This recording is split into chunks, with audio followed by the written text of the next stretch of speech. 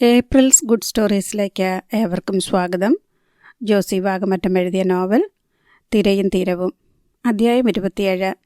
Emily സാന്ത്വനഭാവേന പലതവണ വിളിച്ചിട്ടും ശൗരിക്കുട്ടിക്ക് കുലുക്കമില്ല.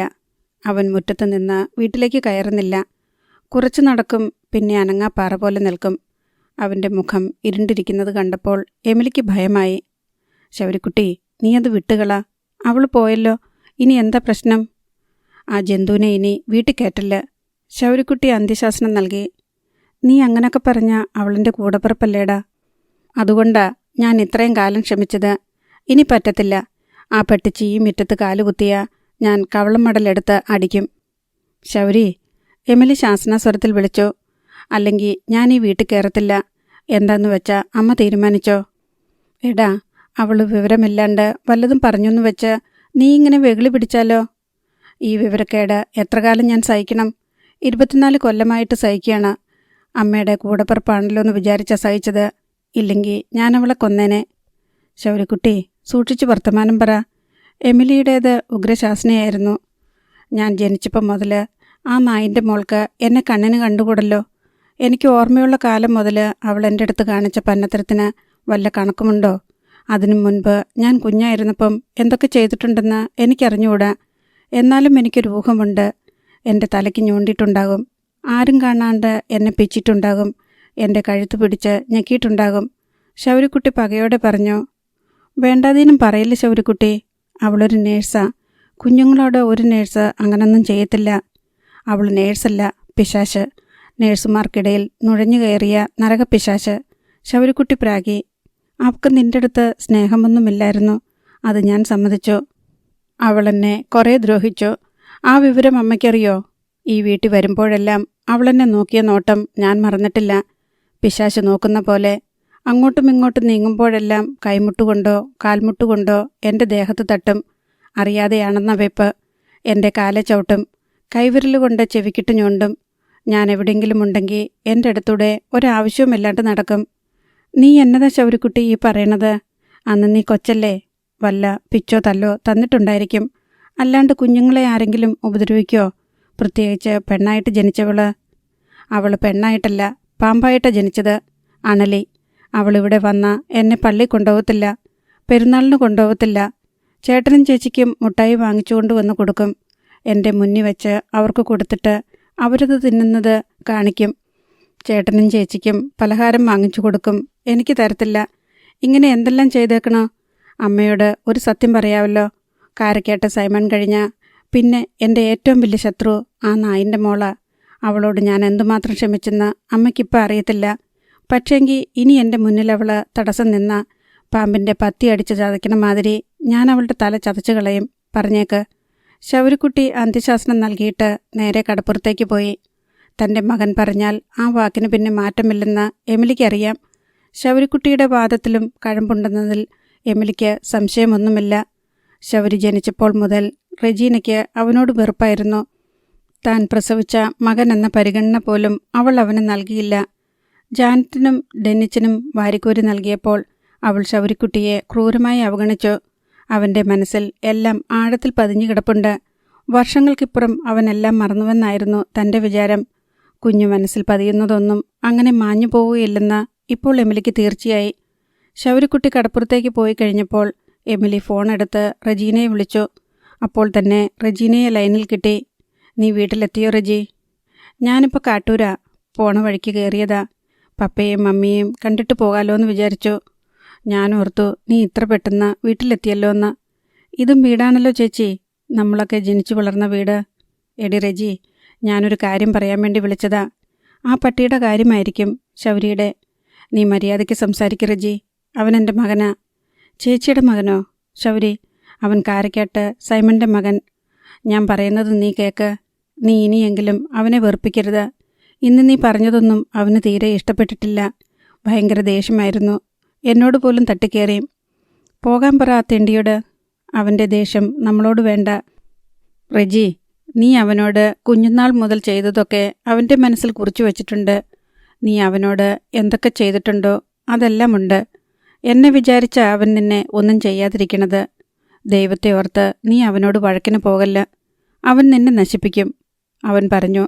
എൻ്റെ മുറ്റത്ത് ഇനി നീ കയറിയ നിന്റെ തല അടിച്ച് പൊളിക്കുമെന്നാ അവൻ പറഞ്ഞേക്കണത്. നിനക്കറിയാവല്ലോ അവൻ്റെ സ്വഭാവം. അവന് ആരെയും പേടിയില്ല. നീ അവനോട് വഴക്കിന് നിൽക്കണ്ട. എനിക്ക് അവനെയും പേടിയില്ല ചേച്ചി. അവൻ എൻ്റെ അടുത്ത് കളിക്കാൻ വന്നാൽ അവൻ്റെ തനിനിറം ഞാൻ കാട്ടിക്കൊടുക്കും. നീ എന്തുദ്ദേശിച്ചാ ഈ പറയണത്? നിനക്കെന്നാ അവനോട് ഇത്രയ്ക്ക് ശത്രുത? എന്തെങ്കിലും ദ്രോഹം അവൻ നിനക്ക് ചെയ്തോ? ഇല്ലല്ലോ. നേരെ മറിച്ച് അവൻ എന്തെല്ലാം ഉപകാരങ്ങൾ ഈ നാട്ടുകാർക്ക് ചെയ്തിട്ടുണ്ട്. ഇവിടെ അയലന്തരത്തുള്ള വീട്ടുകാരെയെല്ലാം അവൻ ഓരോരോ കാര്യത്തിന് സഹായിക്കുന്നുണ്ട്. ഇപ്പോൾ അവൻ്റെ കൂടെയായി ഈ നാട്ടുകാരെല്ലാം. സൈമൺ മുതലാളി ഈ കടപ്പുറത്തിൻ്റെ രാജാവായിരുന്നല്ലോ. ഇപ്പോൾ എവിടെ പോയി? അയാളിപ്പം സൈമൺ തരകനല്ല. തരകനിപ്പോൾ ശൗരിക്കുട്ടിയാ. ഈ വീട്ടിൽ തന്നെ അവൻ എന്തെല്ലാം പരിഷ്കാരങ്ങൾ വരുത്തി. ഡെന്നിച്ചൻ്റെയും ജാനറ്റിൻ്റെയും കല്യാണം നടത്തിയത് അവനാണല്ലോ. വിൻസിയെ കെട്ടിച്ചു വിട്ടതാരാ? അവനൊരു കൊള്ളരുതാത്തവനാണെങ്കിൽ നീ പറയണതിൽ കാര്യമുണ്ടെന്ന് വിചാരിക്കായിരുന്നു. ഇതങ്ങനെയല്ലല്ലോ. ചേച്ചി, എനിക്കവൻ്റെ ഒരു കാര്യവും കേൾക്കണ്ട.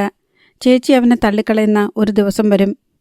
എന്തു കാര്യത്തിനാണ് നീ അവനും അറയ്ക്കൽ ചാർലി സാറിൻ്റെ മോളും തമ്മിലുള്ള പ്രശ്നത്തിൽ ഇടപെട്ടത്? അവൾ നിന്റെ ആരാണെന്നാ എൻ്റെ ചോദ്യം. അറയ്ക്കൽ ചാർലി സാറിൻ്റെ മോളും ഡാൻഡസും തമ്മിലുള്ള കല്യാണം നടക്കാൻ പോവുകയാണ്. അവർ രണ്ടുപേരും തമ്മിൽ വർഷങ്ങളായിട്ട് സ്നേഹത്തിലാ. ഡാൻഡസ് എന്ത് സുന്ദരനാ, എത്ര നല്ലൊരു കലാകാരനാ. ശൗരി എന്തിനാ ആ കല്യാണം മുടക്കാൻ നോക്കണത്? അവൻ എന്താണ് കാര്യം? അവനും അവളും തമ്മിൽ എന്തെങ്കിലും ചേർച്ചയുണ്ടോ? കാട്ടുമാക്കാനും മാടപ്രാവും തമ്മിലാണോ കല്യാണം വേണ്ടത്? ശൗരിക്കുട്ടി എന്തെങ്കിലും ചെയ്തോട്ട്. നീ എന്തിനാ അവനെ തടയാൻ നിൽക്കണത്? അറയ്ക്കൽ ചാർലിയും മോളും നിന്റെ വല്ലവരുമാണോ? ഡാൻഡസും സോണി മോളും തമ്മിലുള്ള കല്യാണം നടക്കണം ചേച്ചി. അത് എൻ്റെയും കൂടി ഒരു ആഗ്രഹമാ. എടി റെജി, എന്നെ ദ്രോഹിച്ചവനാണല്ലോ സൈമൺ മുതലാളി. അയാളുടെ മോനാണല്ലോ നീ പറയണ ഡാൻഡസ്.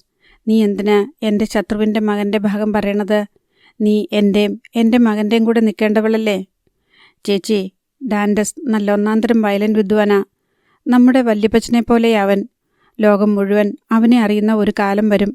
അന്ന് ചേച്ചിയും അവൻ്റെ ഉയർച്ച കണ്ട് സന്തോഷിക്കും. എനിക്കവനെ എൻ്റെ കണ്ണിന് കാണില്ല. നീ പറഞ്ഞ് ഞാനവനെ വെറുത്തുപോയി. എൻ്റെ ശൗരിക്കുട്ടിയെ വിരോധിച്ചോണ്ട് നീ ഡാൻഡസിനെ പൊക്കാൻ നിന്ന ഞാനും നിന്റെ ശത്രുവാകും, പറഞ്ഞേക്കാം. ഇതൊക്കെ ചേച്ചി തിരുത്തി പറയും. അതിൻ്റെ സമയം വരട്ടെ. ഞാൻ തിരുത്താനോ? എൻ്റെ മകനെ തള്ളി ഡാൻഡസിനെ പൊക്കി പറയുമെന്നോ? നീ പോടി അവിടുന്ന്. എനിക്ക് ദേഷ്യം വരുന്നു. നീ ഫോൺ വെച്ചിട്ട് പോ. എമിലി ദേഷ്യപ്പെട്ട് കോൾ കട്ട് ചെയ്തു. പിന്നീട് എമിലി കുരിശിങ്കലേക്ക് ഫോൺ ചെയ്ത് റെജീനയുടെ നടപടിയെപ്പറ്റി പരാതി പറയുകയുണ്ടായി. എമിലിയുടെ മാതാപിതാക്കൾ എമിലിയുടെ പക്ഷത്താണ് ന്യായമെന്ന് സമ്മതിച്ചു. ശൗരിക്കുട്ടിയെപ്പറ്റി അടുത്ത കാലത്ത് അവർക്ക് നല്ല മതിപ്പായിരുന്നു. റെജീന എന്തുകൊണ്ട് സൈമൺ തരകൻ്റെയും അറയ്ക്കൽ ചാർലിയുടെയും പക്ഷം പിടിക്കുന്നുവെന്ന് അവർക്ക് മനസ്സിലായില്ല. എന്തായാലും ഇളയ മകളെ ഗുണദോഷിച്ച് തിരുത്താമെന്ന് അവർ മൂത്ത മകൾക്ക് ഉറപ്പു നൽകി. എമിലിയോട് ദേഷ്യപ്പെട്ട് കടപ്പുറത്തേക്ക് പോയ ശൗരിക്കുട്ടിയെ രാത്രിയായിട്ടും കാണാഞ്ഞ് എമിലി തിരക്കിയിറങ്ങി. കൂട്ടിന് ഞാനും കൂടി വരാമെന്ന് ഡെന്നിച്ചൻ പറഞ്ഞെങ്കിലും എമിലി അത് നിരസിച്ചു. കടപ്പുറം വിജനമായിരുന്നു. എമിലി ടോർച്ചുമായി അവനെ തെരഞ്ഞ് കടപ്പുറത്ത് അങ്ങിങ്ങ് നടന്നു.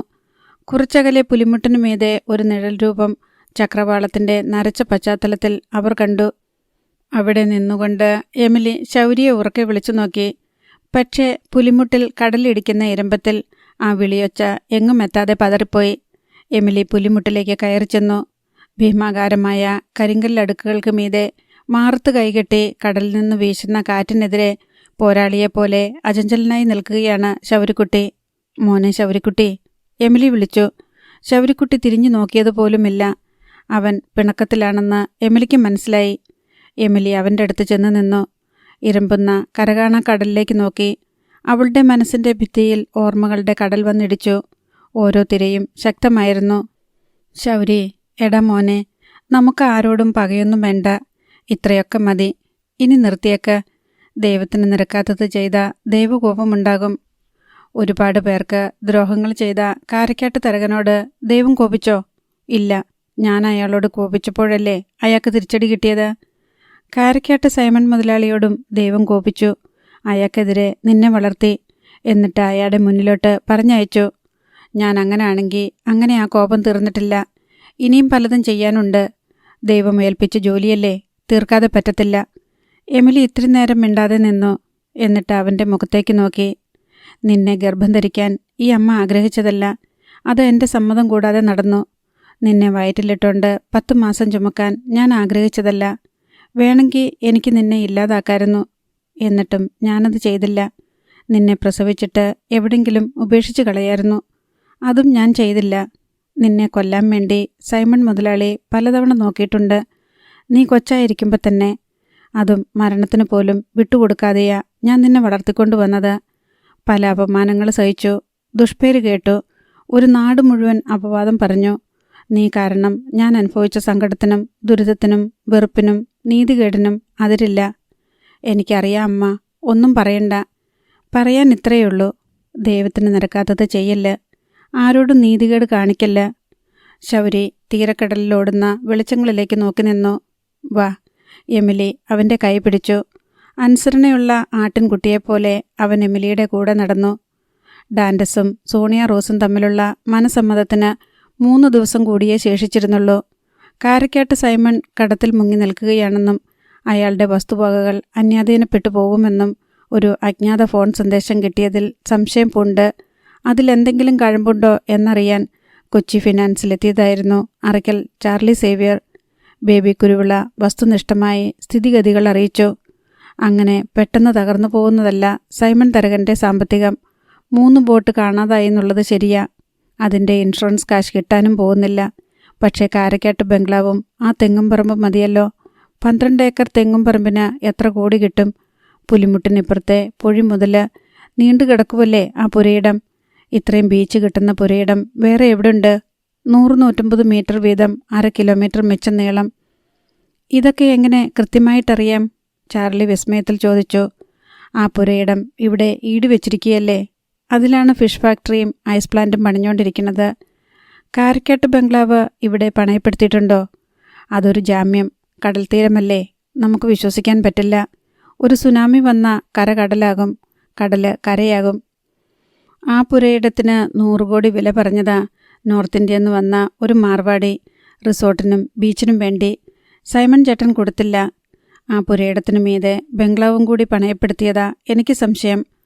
പണ്ടത്തെ വിലയൊന്നും ഇപ്പോഴില്ല ചാർലി സാറേ. കടൽ തീരത്ത് നിർമ്മാണ പ്രവർത്തനത്തിന് നിയന്ത്രണങ്ങൾ വന്നു. മുന്നേ വിറ്റ് പൈസയാക്കിയവരൊക്കെ മിടുക്കന്മാർ. അവർ സംസാരിച്ചു കൊണ്ടിരിക്കെ ചാർലി സേവ്യറിൻ്റെ മൊബൈലിൽ ഒരു കോൾ വന്നു. ചാർലി കോൾ എടുത്തു. അടുത്ത നിമിഷം ഞെട്ടിക്കൊണ്ട് അയാൾ കസേരയിൽ നിന്ന് പിടഞ്ഞെഴുന്നേറ്റു. എപ്പോൾ? എവിടെ വെച്ച്? മെഡിക്കൽ കോളേജിലോ? ഞാനിപ്പോൾ വരാം. ചാർലി കോൾ കട്ട് ചെയ്തു. എന്തുപറ്റി? ബേബി കുരുവിള ചോദിച്ചു. സൈമൺ ചേട്ടൻ്റെ മകന് ഒരു ആക്സിഡൻറ്റ് MC റോഡിൽ വെച്ച്. അവരെയെല്ലാം എനിക്കറിയാമല്ലോ. ആർക്കാണ്? ഡാൻഡസിന്. അടുത്ത ശനിയാഴ്ച എൻ്റെ മോളുമായിട്ട് മനസ്സമ്മതം നിശ്ചയിച്ചിരുന്നതാ. ഞാൻ അങ്ങോട്ട് ചെല്ലട്ടെ?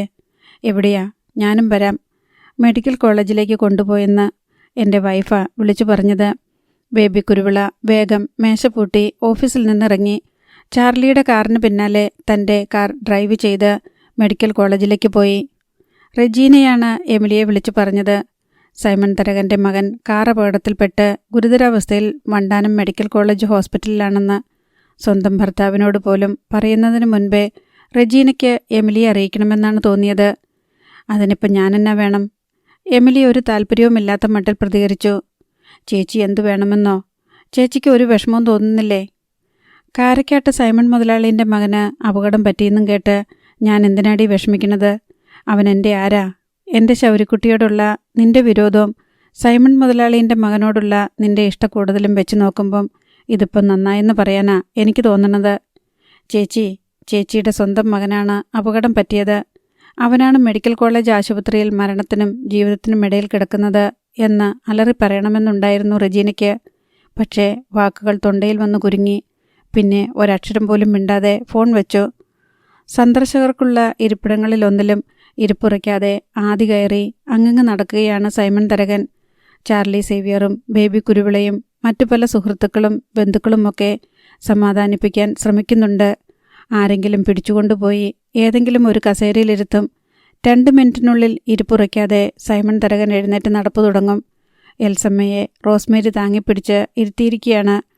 അവരുടെ കരച്ചിലിന് ശമനമില്ല. കണ്ണീരും തുവാലയുമായി സോണിയ റോസും ഹോസ്പിറ്റലിലുണ്ട്. അവനെ കൊല്ലേണ്ടതായിരുന്നു. എൻ്റെ കൈ കിട്ടിയതാ. എൻ്റെ മണ്ടത്തരം. സൈമൺ തരകൻ പിറുപിറുത്തുകൊണ്ട് നടന്നു. ആരുടെ കാര്യമാ പറയണത്? ചാർലി ചോദിച്ചു. അവൻ്റെ, ശൗരിന്ന് പേരുള്ള ആ പട്ടിയുടെ. ചാർലിക്ക് കാര്യം മനസ്സിലായില്ല. അവൻ ചെയ്യിച്ചതാ. കാറിൽ ലോറി തട്ടിയെന്നല്ലേ പറഞ്ഞത്. എന്നിട്ടാണ് കാറ് പാലത്തിലിടിച്ച് തോട്ടിലേക്ക് മറിഞ്ഞത്. ലോറി നിർത്താണ്ട് പോയി. അത് ശൗരി ചെയ്യിച്ചതാണോ? അല്ലാതെ പിന്നെ വേറെ ആര് ചെയ്യിക്കാൻ? ഡാൻഡസും സോണിയും തമ്മിലുള്ള കല്യാണം മുടക്കുമെന്ന് അവൻ വെല്ലുവിളിച്ച് പറഞ്ഞതല്ലേ. ചാർലിയുടെ വീട്ടിലും വിളിച്ചു പറഞ്ഞില്ലായിരുന്നോ? ഇപ്പോഴാണ് ചാർലിക്ക് തെളിഞ്ഞത്. ഡാൻഡസിനെ കൊല്ലാൻ ശൗരി മനഃപൂർവ്വം സൃഷ്ടിച്ച അപകടമായിരുന്നു അത്. അങ്ങനെ ചെയ്യാനും മടിയില്ലാത്തവനാണ് ശൗരിയെന്ന് ചാർലിക്കും തോന്നി. അധ്യായം 28. റെജീന പിറ്റേന്നും എമിലിയെ വിളിച്ചു. എമിലി ഫോൺ എടുത്തപ്പോൾ റെജീന പറഞ്ഞു, ശൗരിയോട് ചെവിയിൽ നുള്ളിക്കൊള്ളാൻ പറ. പോലീസ് അവനെ പൊക്കിക്കോളും. ഇത്തവണ അവൻ രക്ഷപ്പെടത്തില്ല. എന്നതാടി നീ പറയണത്? ചേച്ചിക്ക് മനസ്സിലായില്ലേ? ശൗരിക്കുട്ടിയാണ് ഡാൻഡസിനെ ലോറി ഇടിപ്പിച്ച് കൊല്ലാൻ നോക്കിയതെന്ന്. നീ മിണ്ടാതെ പോ റെജി. അവൻ അങ്ങനൊന്നും ചെയ്യത്തില്ല. അവനതും ചെയ്യും, അതിലപ്പുറവും ചെയ്യും. ഡാൻഡസിൻ്റെയും സോണിയുടെയും മനസ്സമ്മതം മുടക്കാൻ അവൻ വേറൊരു വഴിയും കണ്ടില്ല. ശൗരി അത് മുടക്കുമെന്ന് കട്ടായം പറഞ്ഞത് ചേച്ചിക്കും അറിയാമല്ലോ. ശൗരിക്കുട്ടിക്ക് എവിടെയാടി ലോറി കൊണ്ടുചെന്നിടിപ്പിക്കാൻ? എമിലി ചോദിച്ചു. കൊട്ടേഷൻ കൊടുത്ത് ചെയ്യിപ്പിച്ചതായിരിക്കും. പണ്ട് കണിച്ചുകുളങ്ങര അങ്ങനൊരു സംഭവം നടന്നത് ചേച്ചിക്കറിയാവല്ലോ. അതുപോലെ തന്നെയാ ഇതും. ശൗരി ചെയ്യിച്ചതാ, ഉറപ്പാ. അവനാണ് ചെയ്യിച്ചതെന്ന് എന്നതെങ്കിലും തെളിവുണ്ടോടി? അവൻ തെളിവില്ലാണ്ടല്ലേ ഓരോന്നും ചെയ്യുന്നേ. സൈമൺ മുതലാളിയുടെ 3 ബോട്ടുകൾ എവിടെ പോയി? വല്ല തെളിവുമുണ്ടോ? ആ ബോട്ടുകളിലുണ്ടായിരുന്ന 42 പേരിൽ ഒരാൾ പോലും മരിച്ചതായിട്ട് ആർക്കും അറിയില്ല. എന്നതാ അതിൻ്റെ അർത്ഥം? എന്നതാടി? എനിക്കറിയത്തില്ല. അവൻ്റെ ആളുകളായിരുന്നു ആ ബോട്ടുകളിലെ പണിക്കാര്. ബോട്ട് വാങ്ങിക്കൊടുത്ത ഏജന്റ് അവൻ്റെ ആള്. ബോട്ടിലേക്ക് പണിക്കാരെ ഏർപ്പാടാക്കിയ ഏജന്റ് അവൻ്റെ ആൾ. ഒന്നുകിൽ അവൻ ആ 3 ബോട്ടും കടലിൽ മുക്കിക്കാണും, അല്ലെങ്കിൽ എവിടെയെങ്കിലും കൊണ്ടുപോയി അഴിച്ച് പീസാക്കി ഇരുമ്പ് വിലയ്ക്ക് വിറ്റുകാണും. നീ എന്നതൊക്കെയാടി റെജി പറയണത്? സൈമൺ മുതലാളിക്ക് പോലും ഇത്രയും സംശയം കാണത്തില്ലല്ലോ. സൈമൺ മുതലാളിക്ക് അറിയില്ലാത്തത് പലതും എനിക്കറിയാം. നിങ്ങൾക്കാർക്കും അറിയത്തില്ലാത്തത് പലതും എനിക്കറിയാം. അവനോട് പറഞ്ഞേക്ക്, ആ തെണ്ടിയോട്, അവൻ്റെ സകല തരികിടയും പൊളിച്ചെടുക്കാൻ ഞാൻ ഒരുത്തി മതിയെന്ന്. ഡാൻഡസിന് വല്ലതും സംഭവിച്ച അവൻ വിവരമറിയും. ഭീഷണിയുടെ സ്വരത്തിൽ പറഞ്ഞിട്ട് റെജീന ഫോൺ വെച്ചു. എന്നിട്ടും തൻ്റെ മകൻ ആളെ കൊല്ലുമെന്ന് വിശ്വസിക്കാൻ എമിലിക്ക് കഴിഞ്ഞില്ല. ശൗരിക്കുട്ടിയോട് അതേപ്പറ്റി ചോദിക്കാൻ അവൾക്ക് മടി തോന്നി. ഡാൻഡസ് 3 ദിവസം ബോധമില്ലാതെ കിടന്നു. തലയ്ക്ക് പരുക്കുണ്ടായിരുന്നു. കാലുകൾ രണ്ടും ഒടിഞ്ഞു തകർന്നിരുന്നു. ശൗരിക്കുട്ടി തൻ്റെ മകനെ ലോറി ഇടിപ്പിച്ചു കൊല്ലാൻ ശ്രമിച്ചുവെന്ന് സൈമൺ തരകൻ പോലീസിൽ പരാതിപ്പെട്ടിട്ടുണ്ടായിരുന്നു. ഇടിച്ച ലോറി നിർത്താതെ പോയി. അത് കണ്ടുപിടിക്കാൻ പോലീസിന് കഴിഞ്ഞില്ല. ഇടിച്ച ശേഷം ഓടിച്ചുപോയ ലോറിയുടെ രജിസ്ട്രേഷൻ നമ്പർ ചില CCTV ക്യാമറകൾ പിടിച്ചെടുത്തിട്ടുണ്ടായിരുന്നു. പക്ഷേ അന്വേഷിച്ചപ്പോൾ അത് വ്യാജ നമ്പറായിരുന്നുവെന്ന് പോലീസിന് മനസ്സിലായി. അതോടെ ശൗരിക്കുട്ടിക്ക് എതിരെയുള്ള പരാതിയിൽ കഴമ്പുണ്ടെന്ന് പോലീസിനും തോന്നി. വ്യാജ നമ്പർ പ്ലേറ്റ് വെച്ച് ലോറി ഓടിക്കണമെങ്കിൽ അതിനു പിന്നിൽ എന്തെങ്കിലും നിഗൂഢ ലക്ഷ്യമുണ്ടായിരിക്കണം. ഡാൻഡസിനെ അപായപ്പെടുത്തുക എന്ന ലക്ഷ്യവുമായി അത് കൂട്ടിയിണക്കുമ്പോൾ മറുവശത്ത് ശൗരിക്കുട്ടി തന്നെയാണ് പ്രതി. ഒന്നാമത്, സൈമൺ തരകൻ്റെ കുടുംബവുമായി ശൗരിക്കുട്ടി ബദ്ധശത്രുതയിലാണ്. രണ്ടാമത്, കാരക്കാട്ട് സൈമൺ തരകൻ്റെ കുടുംബം നശിപ്പിക്കുമെന്നും സോണിയ റോസും ഡാൻഡസും തമ്മിലുള്ള കല്യാണം നടത്തില്ലെന്നും ശൗരിക്കുട്ടി വെല്ലുവിളിച്ചിട്ടുണ്ട്. ഡാൻഡസിൻ്റെ മൊഴിയെടുക്കാൻ വേണ്ടി പോലീസ് 2 ദിവസം കാത്തെങ്കിലും ബോധം തെളിയാത്തതിനാൽ അതിന് കഴിഞ്ഞില്ല. 3-ാം ദിവസം CI എബ്രഹാം മാത്യു ശൗരിക്കുട്ടിയുടെ വീട്ടിലെത്തി. ശൗരിക്കുട്ടി കടപ്പുറത്തായിരുന്നു. രാവിലെ ഓരോരോ വള്ളങ്ങളിൽ മീൻ വരുന്നതനുസരിച്ച് ലേലം നടക്കുകയാണ്. ശൗരിയാണ് ചെല്ലിക്കടപ്പുറത്തെ തരകൻ.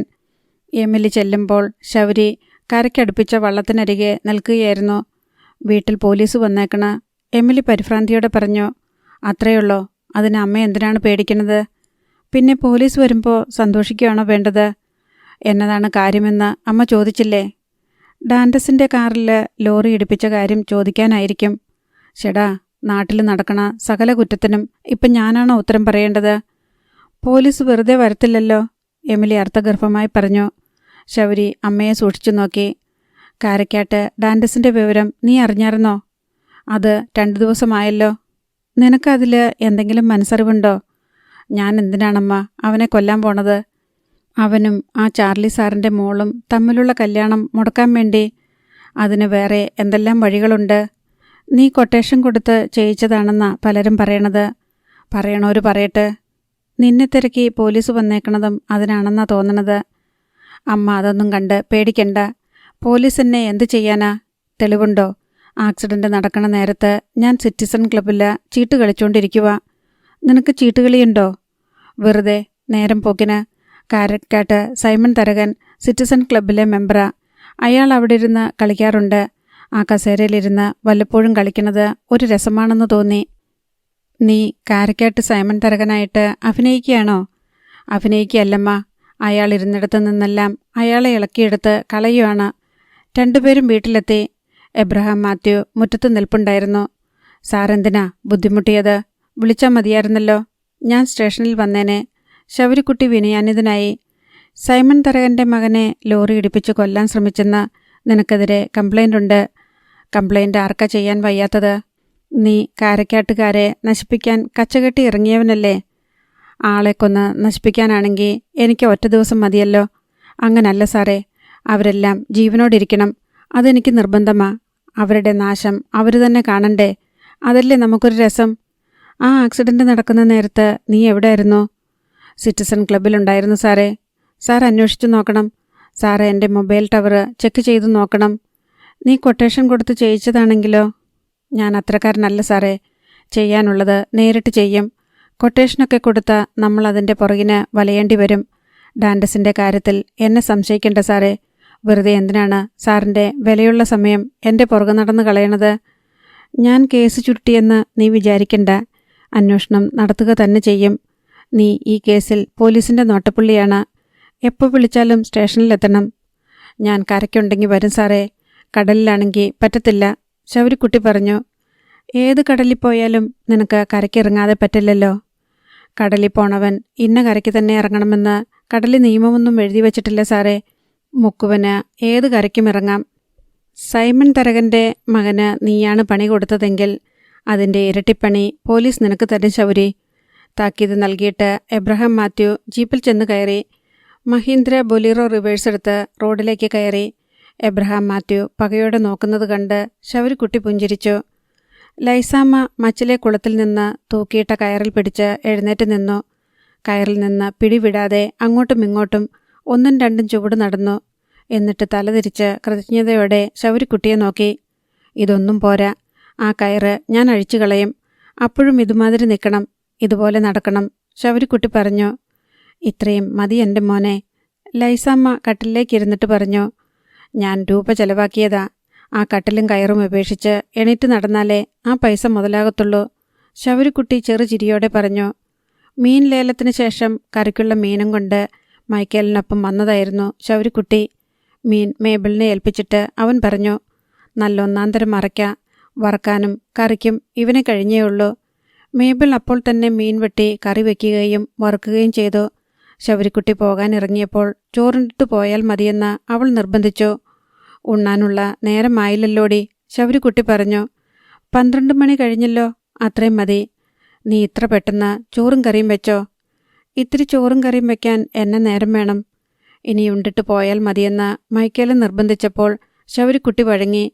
ലൈസാമ്മയെ രണ്ടുപേരും കൂടി താങ്ങിപ്പിടിച്ച് ഊണുമേശയ്ക്കരികെ കസേരയിൽ കൊണ്ടുചെന്നിരുത്തി. വറുത്ത മീനിൻ്റെയും കറിയുടെയും മണം ഊണുമേശയിലെത്തിയപ്പോൾ ശബരിക്കുട്ടി പറഞ്ഞു. നല്ല കറിയും വറയുമാണല്ലോ. അത് കഴിച്ചാലല്ലേ പറയാൻ പറ്റത്തുള്ളൂ.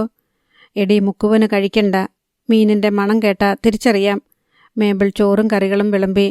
ശബരിക്കുട്ടി മീൻ കറി ഒഴിച്ച് കുഴച്ച് ചോറുണ്ടു. സൂപ്പർ കറി. വറുത്ത മീൻ അതിനേക്കാളും സൂപ്പർ. ഇത് കഴിക്കാതെ പോയിരുന്നെങ്കിൽ വലിയ നഷ്ടമായി പോയേനെ. ശബരിക്കുട്ടി മേബിളിനെ പ്രശംസിച്ചു. ഇതൊക്കെ ആര് പഠിപ്പിച്ചടി നിന്നെ? ആരും പഠിപ്പിച്ചതൊന്നുമല്ല, ഞാൻ തന്നെ പഠിച്ചതാ. മേബിൾ സന്തോഷത്തോടെ പറഞ്ഞു. നിന്നെ കെട്ടുന്നവൻ്റെ ഭാഗ്യം. ശബരിക്കുട്ടി ചിരിച്ചുകൊണ്ട് അവളെ നോക്കി. എന്നെ കെട്ടുന്നവൻ മീൻ കൊണ്ടുവന്ന് തന്നില്ലെങ്കിലോ? അതൊരു ചോദ്യമാണല്ലോടി. നിന്നെ ഞങ്ങളൊരു മുക്കുവനെ കൊണ്ട് കെട്ടിക്കാം. ഞാനന്ന് അന്വേഷിക്കട്ടെ. അതിനിപ്പോൾ വേറെങ്ങും അന്വേഷിച്ച് നടക്കണ്ട. ഇവിടെ ഉണ്ടല്ലോ ഒരാളെന്ന് പറയണമെന്നുണ്ടായിരുന്നു മേബിളിന്. പക്ഷേ ധൈര്യം കിട്ടിയില്ല. ആ ലോറി ഇടിപ്പിച്ച കേസ് എന്തായി മോനെ? പോലീസ് അന്വേഷിച്ച് വീട്ടിൽ വന്നായിരുന്നെന്ന് കേട്ടല്ലോ. ലൈസാമ്മ ചോദിച്ചു. ആ, പോലീസ് അന്വേഷിക്കുന്നുണ്ട്. എനിക്കെതിരെ കേസ് കൊടുത്തിരിക്കുവാണ് സൈമൺ മുതലാളി, ശബരിക്കുട്ടി പറഞ്ഞു. ശൗരിക്കുട്ടിയെ പോലീസ് സംശയിക്കുന്നുണ്ടെന്ന് പത്രത്തിലും എഴുതിയിട്ടുണ്ടായിരുന്നല്ലോ. അവർക്കെന്താ എഴുതാൻ വയ്യാത്തത്? ശൗരിക്കുട്ടി അത് നിസ്സാരമാക്കി. നിനക്ക് എന്തെങ്കിലും മനസ്സറിവുണ്ടോ കുഞ്ഞേ? എനിക്ക് അറിഞ്ഞപ്പോൾ മുതൽ നെഞ്ചിലൊരു എരിച്ചിൽ പോലെ. മമ്മി എന്ത് ചോദ്യമായി ചോദിക്കുന്നത്? ചേട്ടായി അങ്ങനൊന്നും വിചാരിച്ചിട്ട് പോലുമില്ല. മേബിൾ ലൈസാമ്മയോട് നീരസപ്പെട്ടു. അല്ല, ആ പെണ്ണും സൈമൺ തരകൻ്റെ മോനും തമ്മിലുള്ള കല്യാണം മുടക്കാൻ വേണ്ടി മുടക്കുമെന്ന് പറഞ്ഞിട്ടുണ്ടല്ലോ. സംശയത്തിൽ ലൈസാമ്മ പറഞ്ഞു നിർത്തി. എന്നുവെച്ച് ഒരാളെ ലോറി ഇടിപ്പിച്ച് കൊന്നിട്ടാണോ കല്യാണം മുടക്കണത്? മേബിൾ ലൈസാമ്മയെ മൃദുവായി ശാസിച്ചു. നിനക്കെങ്ങനെ അറിയാം ഞാനങ്ങനൊന്നും ചെയ്യില്ലെന്ന്? ശൗരി മേബിളിനെ സൂക്ഷിച്ചു നോക്കി. എൻ്റെ ശത്രുക്കളല്ലേടി അവരെല്ലാം. എനിക്കറിയാം, മേബിൾ തന്നോട് തന്നെ എന്ന പോലെ മന്ത്രിച്ചു. എങ്ങനെ അറിയാമെന്നാണ് ചോദ്യം?